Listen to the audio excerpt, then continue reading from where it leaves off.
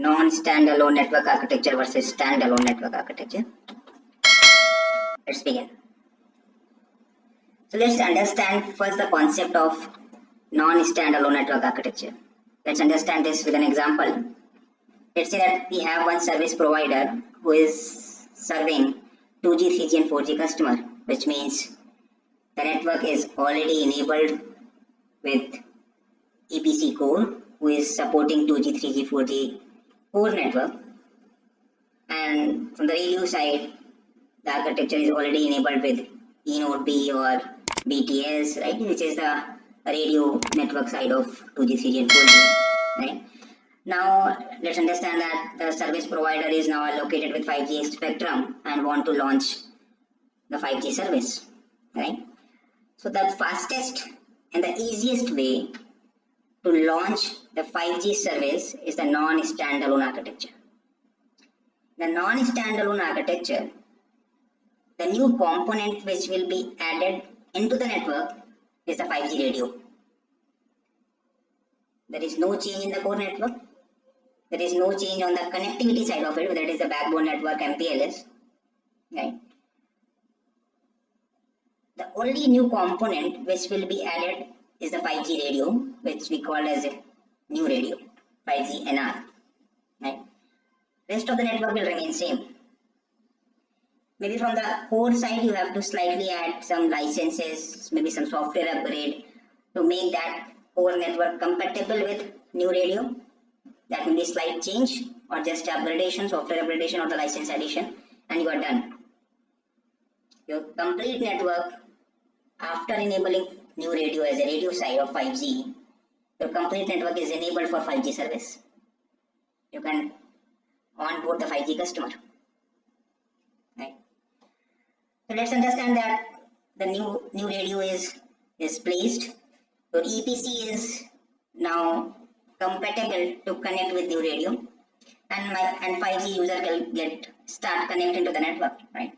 So as soon as the 5G user will start connecting to the network and try to access the 5G service, in non-standalone architecture, all signaling packet, whether it is attach or PDU, all the signaling piece of it will be forwarded from new radio to underlying LT radio, which is eNode B, and then eNode B will forward all the signaling packet to the MME, which is the entry point of EPC core, by using the existing interface. So the existing interface, which we call as S1AP, right, NAS signaling, will be used to forward the signaling packet being originated by 5G user who is trying accessing 5G service. So the 5G user is connected to new radio.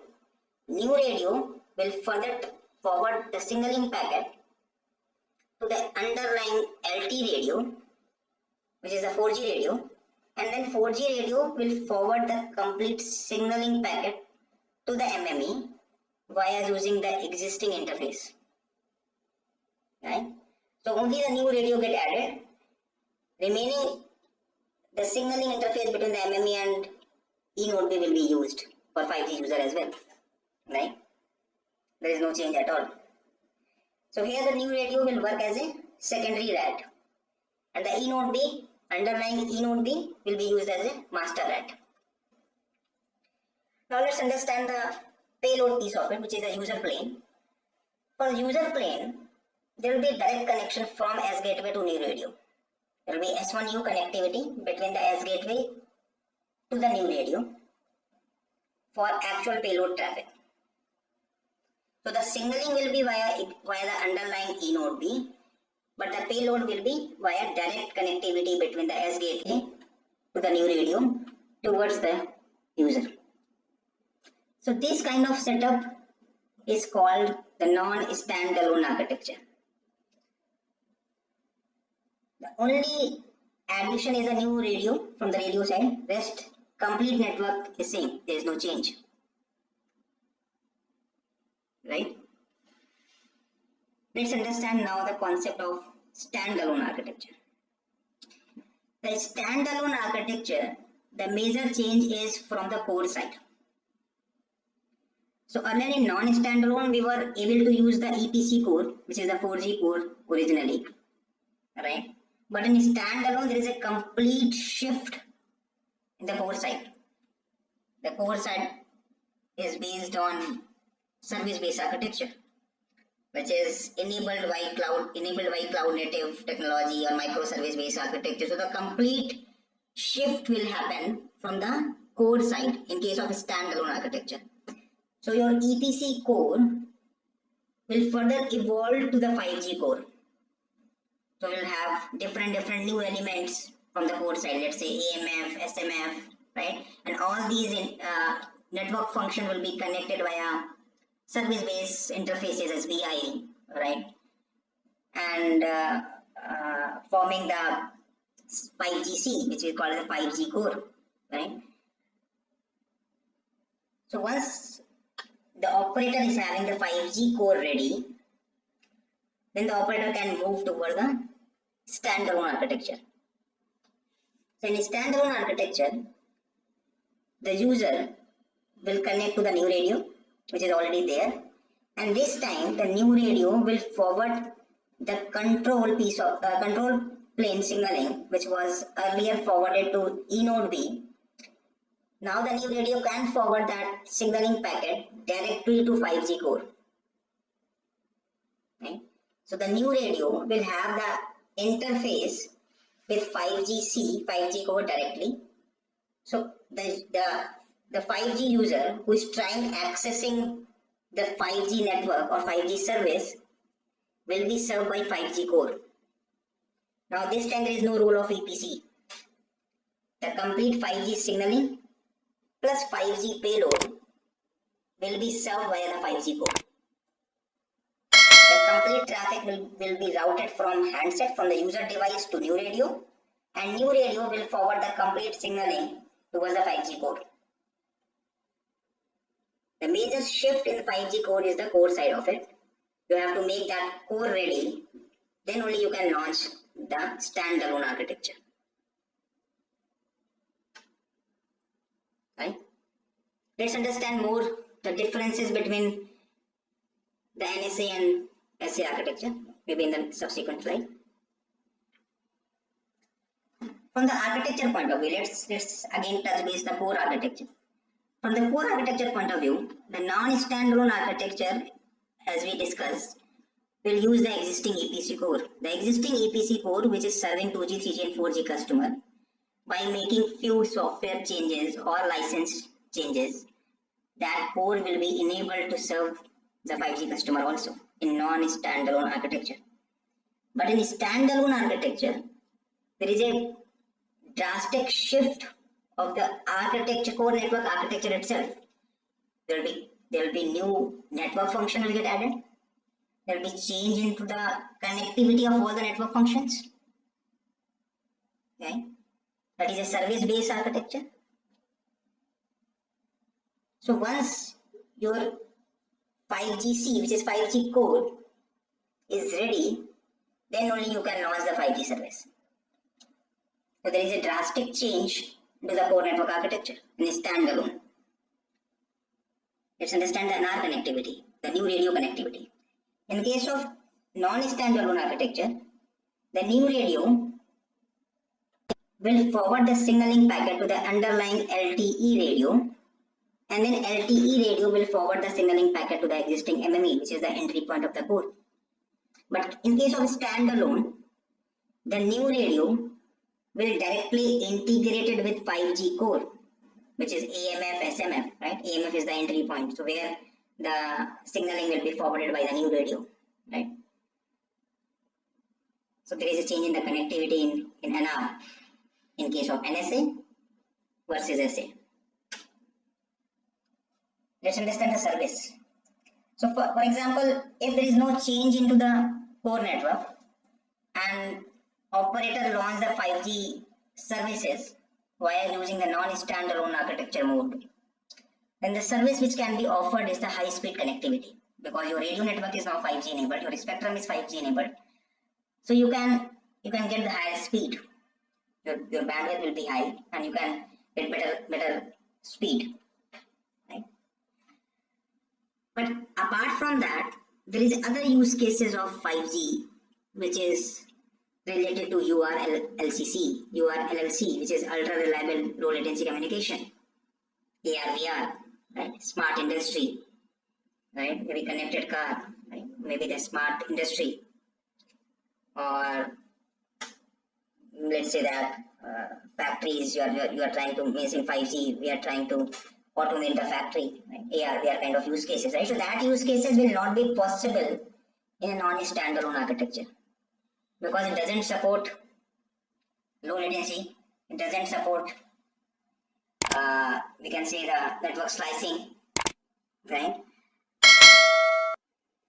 So that will be limitation in terms of services being offered in non-standalone architecture vis-a-vis the standalone architecture. Time to market. As we discussed that in non-standalone architecture, the network function which get added to the network is the G-Node B or the new radio. Once the new radio is there, which is 5G radio, you can immediately launch the 5G service. You don't need to change into the core network. So that is why it is faster deployment. Your radio is done, your radio is integrated with core, you can immediately launch the service. This is the fastest way to deploy the 5G service. But in case of a standalone, as there is a shift in the core network architecture, so you have to make your 5G core ready and you have to test each and every function, right? And that is a time consuming process.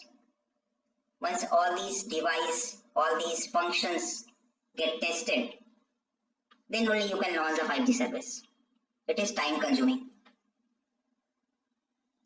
Network slicing. In non-standalone architecture, as we are using the existing EPC, so the network slicing will not be supported. You can maybe use the existing network, you can differentiate based on APN, based on dedicated core, or based on usage type, that you can do, but that is a very limited flexibility in terms of slicing. It's not end-to-end slicing, it's just you can differentiate, or maybe you can treat requirement of different APN differently in core, but the slicing will not be there. There is no end-to-end slicing from core to radio to transport. There is no slicing at all, right? You can just play with QCI, QoS, ARP, and there is a limited way you can play. But in case of standalone architecture, there is a separate slice you can create end to end from core to transport to radio, and you can allocate the resources so that you can maybe give a dedicated bandwidth or different treatment for different use cases.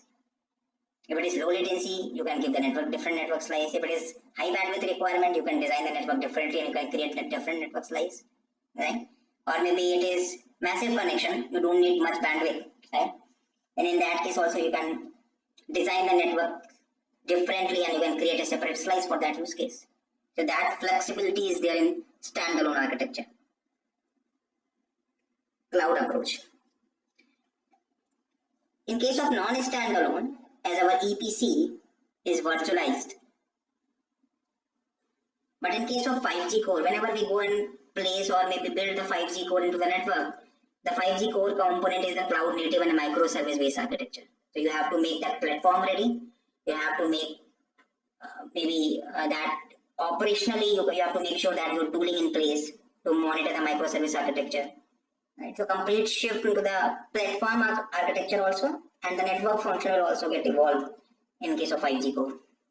There is a drastic change into the network architecture. CapEx. In case of non-standalone, there is a low CapEx because your 5G core is not required. You can just change few licenses and maybe some release version and you are done. You just add the new radio as a connectivity, as a radio part piece of it. You don't need to change much on the transport side. You don't need to change much on the core side. and the network is ready for 5G service. But in case of a standalone, as you have to place new 5G core, so you have to make that cloud network ready, the cloud native support ready, you have to make the new network function get deployed into the network, right? 5G core need to be deployed. So it's a high capex requirement. So there is a upfront cost.